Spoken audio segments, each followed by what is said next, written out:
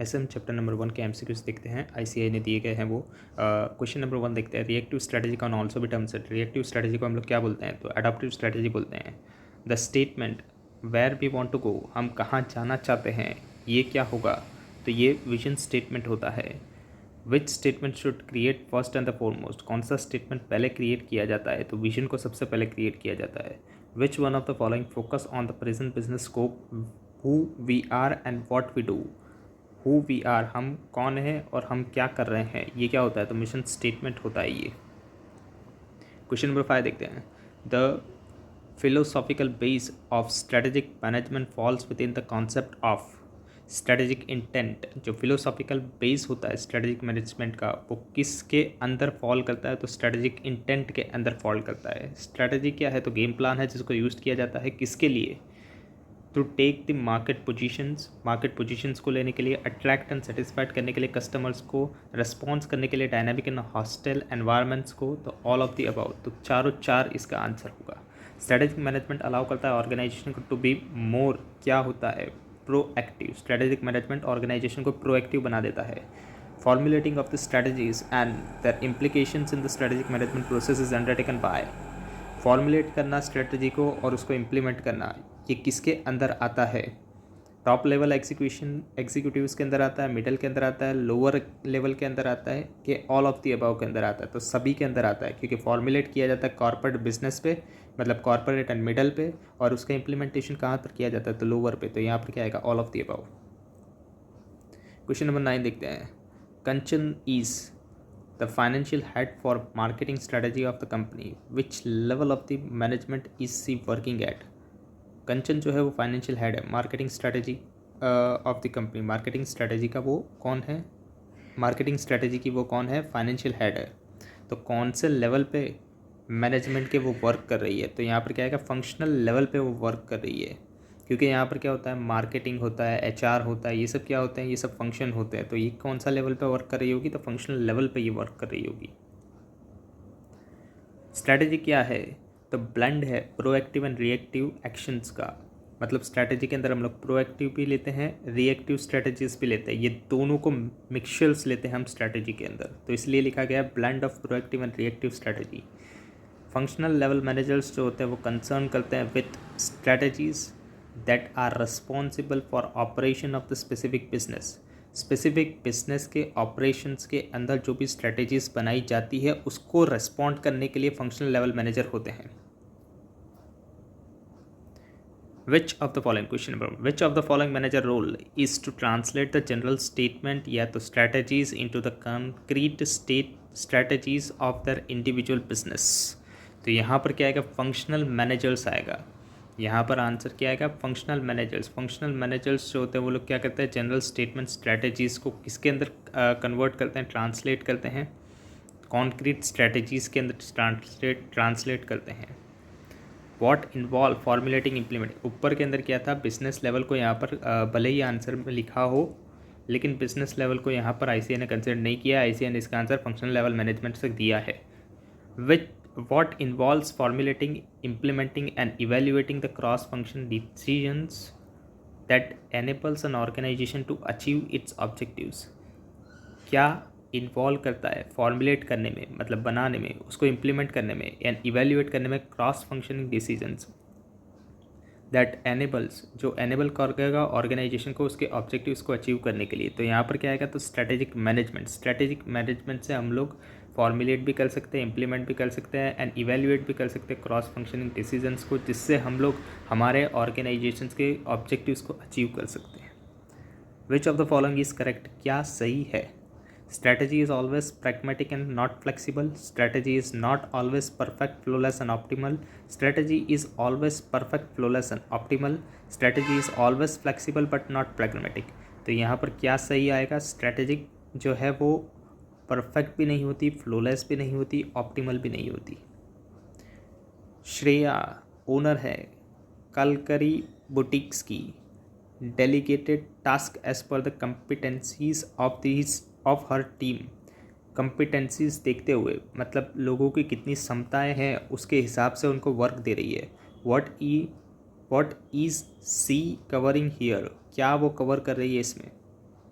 The proper use of the mission statement, यहाँ पर वो मिशन स्टेटमेंट का प्रॉपर यूज़ कर रही है। Which what is one of the key purpose of having an organisation mission, क्या की पर्पस होता है ऑर्गेनाइजेशन के मिशन का, ऑर्गेनाइजेशन एक मिशन क्यों बनाता है।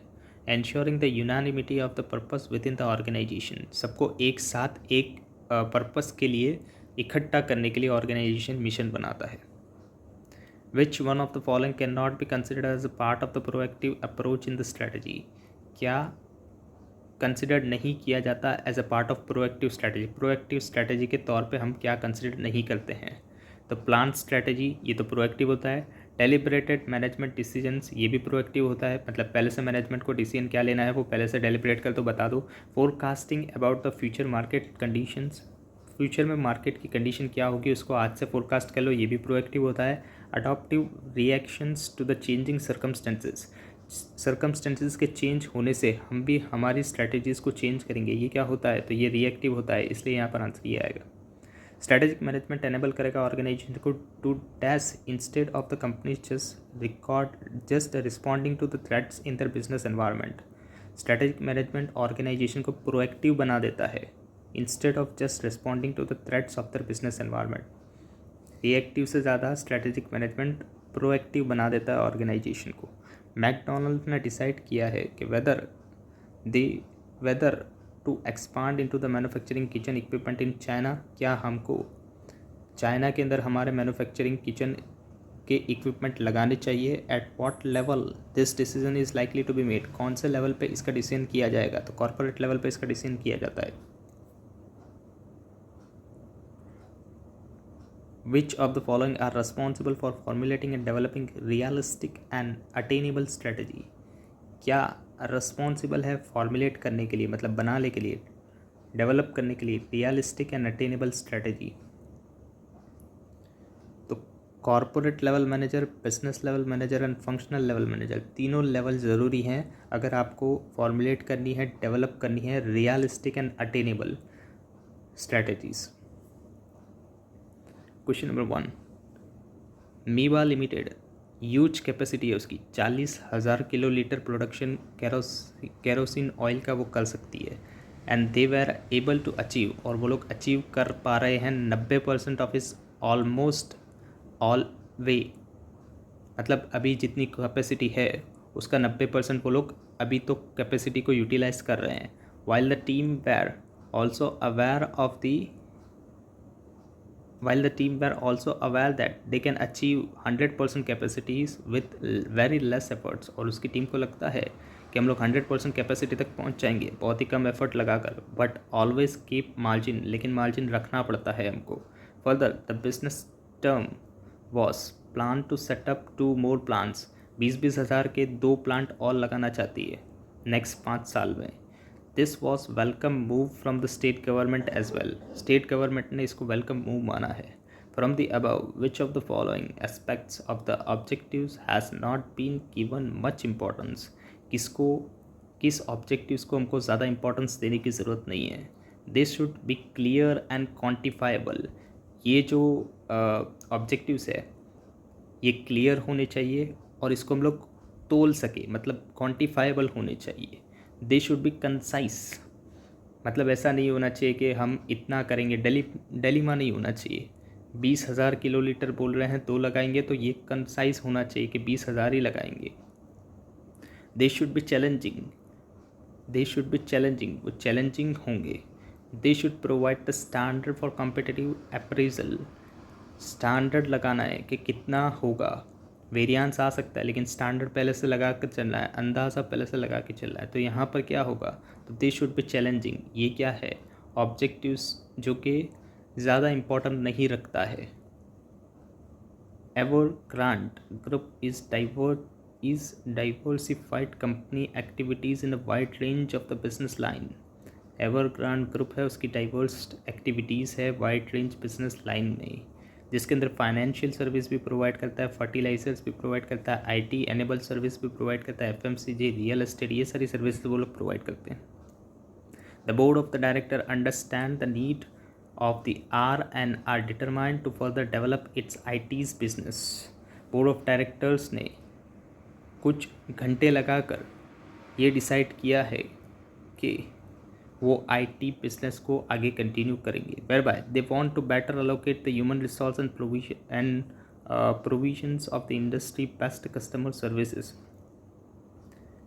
ह्यूमन रिसोर्सेज को अलोकेट करना है और प्रोविज़न बनाना है कि हम लोग बेस्ट कस्टमर सर्विस प्रोवाइड करें इसमें। टू अचीव द सेम, इसको अचीव करने के लिए suggested implications of the specific business strategies but the managers are facing the difficulties। implications तो बता दी, suggested implications बता दी, लेकिन जो मैनेजर हैं उनको अभी भी डिफ़िकल्टी आ रही है अलोकेट करने के लिए specific responsibility for implementing of the business strategies among them. You are being, हमको एज एन एक्सपर्ट अपॉइंट किया गया है, मैनेजमेंट एक्सपर्ट। इंडिकेट करके बताइए appropriate person responsible for translating the general statement and the business strategy pertaining to the IT strategy business unit and ensure the smooth implication. ठीक है, तो बता देते हैं corporate level manager, functional level manager, general level manager के business level manager. यहाँ पर याद रखना है जब भी ट्रांसलेट किया जाता है किसको, जनरल स्टेटमेंट को, किसके अंदर business strategies, general statement and business strategies को किस में ट्रांसलेट किया जाता है, कॉन्क्रीट स्ट्रैटेजीज़ के अंदर। तो वहाँ पर हमको क्या देखना होता है, फंक्शनल लेवल का ये काम होता है, इसलिए यहाँ पर आंसर किया है कि फंक्शनल लेवल मैनेजर से हम लोग ट्रांसलेट करते हैं इन स्ट्रैटेजीज़ को। Imagine you are the part of the strategic planning, you are the part of the strategic planning team for the company.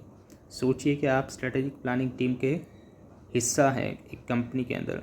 As you work on defining the company's identity and its current business scope, आप company की identity और उसकी current business scope को define करते हैं, मतलब आप उसको रिप्रेजेंट करते हैं।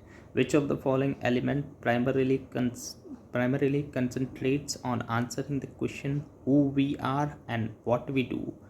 क्या है, हम कौन हैं और हम क्या कर रहे हैं, इसका आंसर कौन देता है, तो इसका आंसर मिशन स्टेटमेंट देता है।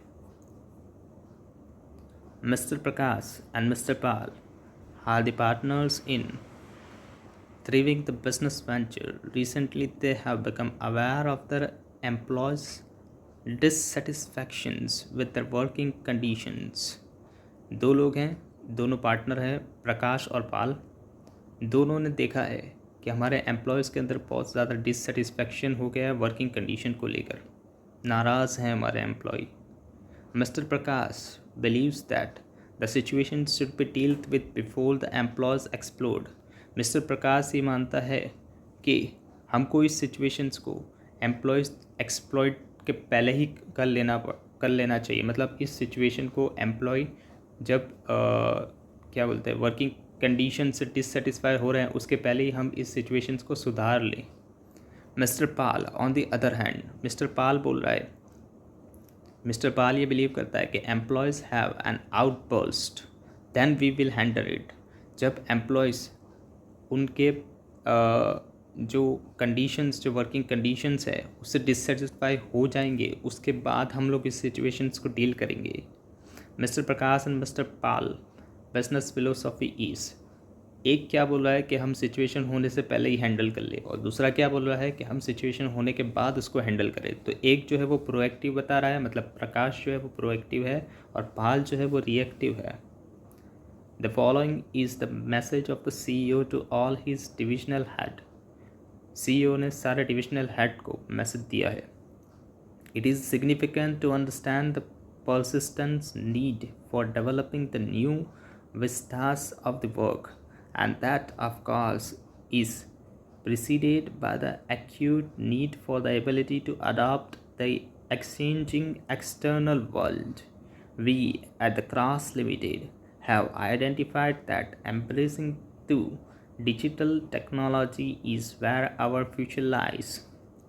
CEO क्या बोल रहा है कि हमको पता है कि ये सारे चेंजेस आ रहे हैं और हम हमारे क्रॉस लिमिटेड के अंदर क्या करेंगे, हमने आइडेंटिफाइड किया है कि ये टेक्नोलॉजी के अंदर चेंज करने की ज़रूरत है जहाँ पर हमारा फ्यूचर है। And we will self pledge, और उसने ये प्लेज ली है कि make this translations a successful choice which will definitely entail a few organisational change. और हमको हमारे ऑर्गेनाइजेशन में इन टेक्नोलॉजीज़ को लेकर थोड़ा बहुत चेंज करना पड़ेगा। The underlying message of the CEO in your opinion is that of, किस ये जो मैसेज जो CEO दे रहा है उसके ओपिनियन के अंदर ये जो मैसेज है ये किस स्टेटमेंट्स में आएगा, तो ये विजन स्टेटमेंट में आएगा। क्यों? क्योंकि उसने क्या बोला है कि हमारा फ्यूचर इसी में है, मतलब अभी इम्प्लीमेंटेशंस हुआ नहीं है, ये आगे की बात कर रहा है CEO, इसलिए ये मैसेज आगे का दे रहा है, तो ये विजन स्टेटमेंट में आ जाएगा। विजन जो होता है वो हमेशा किस में होता है, तो फ्यूचर की बात करता है, और मिशन जो होता है वो प्रेजेंट की बात करता है। BBL Bank had strategically decided to set up a separate office in the Mumbai back in 2016। BBL bank जो है उसने ये डिसाइड किया था, स्ट्रेटजी बनाई थी कि हम एक सेपरेट बिजनेस ऑफिस मुंबई के अंदर खोल लेते हैं। कब ये डिसाइड किया था? 2016 में डिसाइड किया था। Specifically to invest into the crypto currency. क्यों डिसाइड किया था? क्योंकि उसको स्पेसिफिकली क्रिप्टो करेंसी के अंदर इन्वेस्ट करना था एंड डेवलप करना था robust blockchain facilities, which importance of the strategic management did BBL bank made use of. तो यहाँ पर क्या आएगा? Help to proactive instead of being reactive, मतलब उसने पहले से सोच के रखा था कि ऐसे ऐसे क्रिप्टो के करेंसी के अंदर आएंगे चेंजेस, क्रिप्टो करेंसी आएगी तो हम लोग ऐसे ऐसे ऑफिस एस्टैब्लिश करके आज से रखते हैं। तो ये क्या था? उसका सेटअप था। तो ये कौन सा था सेटअप? प्रोएक्टिव हो गया ये, मतलब पहले से सोच के रखा, पहले से सोच के रखा, इसका मतलब प्रोएक्टिव हो गया instead of being reactive. D Limited is an international clothing retailer. The company is making the following decision. Company following decision ले रही है। Should another range of the shop B establish, क्या अनदर रेंज शॉप की establish करनी चाहिए? क्या company float करेगी मोर share capital, मतलब ज़्यादा शेयर कैपिटल्स की ज़रूरत है क्या? How will the premises B fitted out for the new range of the shop. तो यहाँ पर क्या आएगा? विच ऑफ द फॉलोइंग डिसीजन, कौन सा डिसीजन कॉर्पोरेट लेवल मैनेजर लेता है? तो जो फर्स्ट डिसीजन है, should another range of the shop establish, क्या another range of the shop को एस्टैब्लिश करना चाहिए? क्या हमारी कंपनीज को ज़्यादा कैपिटल, शेयर कैपिटल की रिक्वायरमेंट है? ये दो डिसीजंस जो है ये कौन लेगा? तो कॉर्पोरेट लेवल मैनेजर लेगा। जो थर्ड डिसीजन है कि प्रीमाइसेस कौन सी फिट होगी new range of the shop के लिए, वो कौन लेगा? तो बिजनेस लेवल मैनेजर्स या फंक्शनल लेवल मैनेजर्स वो ले सकते हैं। Velvet limited is a full service airlines. The company is making the following decision. Should a no frills low fare subsidy be set up, क्या no frills low fare subsidies दी जानी चाहिए? If अगर setup की जाएगी तो कैसे कैबिन स्टाफ को रिक्रूट किया जाएगा? कौन सा डिसीजन कॉर्पोरेट लेवल मैनेजर ले सकता है? तो first, should no frill no fare subsidies be set up, ये डिसीजन कॉर्पोरेट लेवल मैनेजर लेगा। और जो दूसरा है कि अगर लिया तो कैबिन स्टाफ को कैसे रिक्रूटमेंट किया जाएगा, वो फंक्शनल या आप बोलो तो बिजनेस लेवल ले सकता है। Read the following 3 statement. Strategies जो होती है वो short range implications, strategies are action oriented, strategies are rigidly defined. Combinations given below, select the alternative that represent the statements are true। क्या statements true है ऊपर में दिए गए उसको सिलेक्ट करके बताइए। स्ट्रैटेजीज़ का शॉर्ट रेंज इम्प्लीकेशंस होता है, मतलब स्ट्रैटेजीज लॉन्ग रेंज की होती है लेकिन उसका इम्प्लीकेशन शॉर्ट रेंज में आ सकता है, हाँ आ सकता है। Strategies are actions oriented, strategy क्या एक्शन ओरिएंटेड होती है? बिल्कुल। स्ट्रैटेजी रिजिडली डिफाइन, क्या स्ट्रैटेजी को हम लोग रिजिडली डिफाइन कर सकते हैं? नहीं। स्ट्रैटेजी क्या है? तो भाई वो फ्लेक्सिबल है, हमको चेंज करनी पड़ती है सिचुएशंस को देखकर, इसलिए तो फर्स्ट सेकंड आंसर आएगा। Members of the infinite care NGO है जो मीट कर रहा है एंड डिटरमाइन कर रहा है the needs of formulating a philosophical base for their activities, thereby they have come up with the statement. एक NGO है जिसने ये स्टेटमेंट दिया है, provide the child till the age of 12, जो बच्चे 12 साल तक की एज के हैं, लिविंग इन द होमलेस, जिनके पास घर नहीं है, लो इनकम सिचुएशन, जिनकी सिचुएशन जो है वो लो इनकम है, मतलब लो इनकम बच्चे हैं, with the essential item they need to thrives, जो भी एसेंशियल आइटम उनको ज़रूर होती है, जैसे कि घर है, जैसे कि स्कूल है, जैसे कि उनका खेलना कूदना है, प्लेइंग, ये सब NGO प्रोवाइड करेगा। Identified that the areas of the strategic intent which members have stated. कहाँ पर ये आएगा स्ट्रेटेजिक इंटेंट में? तो ये मिशन के अंदर आएगा। ये किस में आएगा? ये मिशन के अंदर आएगा, क्योंकि मिशन क्या बात करता है? प्रेजेंट की बात करता है। और यहाँ पर हमको जो स्टेटमेंट दिया गया है वो प्रेजेंट का स्टेटमेंट है, ना कि ऐसा किया गया है कि हम ऐसा करेंगे, वैसा नहीं बोला गया। यहाँ पर बोला गया है कि वो लोग ये कर रहे हैं। Mister Parekh sharing with his friend in an informal decisions that he has to move cautiously in its organization, as the decisions taken by him have organization wide impact and involve the large commitment of the resources। Mister Parekh उसके friend को बोल रहा है informal decisions जो होते हैं वो क्या होते हैं? बहुत ही कॉशियसली, मतलब बहुत ही सोच समझ के लिए जाते हैं ऑर्गेनाइजेशन के अंदर। एंड वाइड इम्पैक्ट होता है उसका, और लार्ज कमिटमेंट रिसोर्सेज, मतलब बहुत सारा रिसोर्सेज भी उसके ऊपर लगता है। He also said that decisions decide the futures of इस ऑर्गेनाइजेशन। और ये जो डिसीजन है इससे उसका फ्यूचर क्या होगा ऑर्गेनाइजेशन का, वो डिफाइन किया जाता है। Where will you place mister Parekh in the organisation hierarchy? Mister Parekh को आप कौन से ऑर्गेनाइजेशन के हायरार्की में रखोगे? तो टॉप लेवल के अंदर रखेंगे, क्योंकि यहाँ पर रिसोर्स की बात हुई, रिसोर्स से ज़्यादा इम्पैक्ट भी हो रहा है। इसका मतलब क्या हो रहा है कि यहाँ पर टॉप लेवल का डिसीजन ले रहा है वो, इसलिए मिस्टर पारेख टॉप लेवल में आ रहा है। Drishti care not profit eye hospital है, रिसर्च सेंटर है। Which of the following statement is likely to relate to the Drishti care vision? Vision क्या होगा दृष्टि केयर का, rather than is mission? Mission को छोड़ दो, आप बताइए विजन क्या होगा। तो विजन से होता है वो हमेशा फ्यूचर की बात करता है, इसलिए Drishti care will be the global leader in the cutting edge eye surgery. ये क्या होगा? तो ये फ्यूचर आ गया, यहाँ पर विल की बात कर दी, विल बोल दिया, इसलिए क्या होगा? ये विजन की बात कर दी उसने, तो ये सही आंसर होगा। A limited has recently decided to install the new IT system to improve the efficiency of its payroll function. Payroll function. A limited believes this will reduce the cost running the payroll system 20%। Payroll systems के अंदर 20% से कटौती आ जाएगी। Which one of the following level of the strategy is about IT system most closely link to? यहाँ पर payroll की बात की जा रही है। पेरोल क्या होता है? फंक्शन होता है। तो फंक्शन कहाँ पर आता है? फंक्शनल लेवल मैनेजर्स में आता है। तो यहाँ पर क्या आएगा? Functional level manager.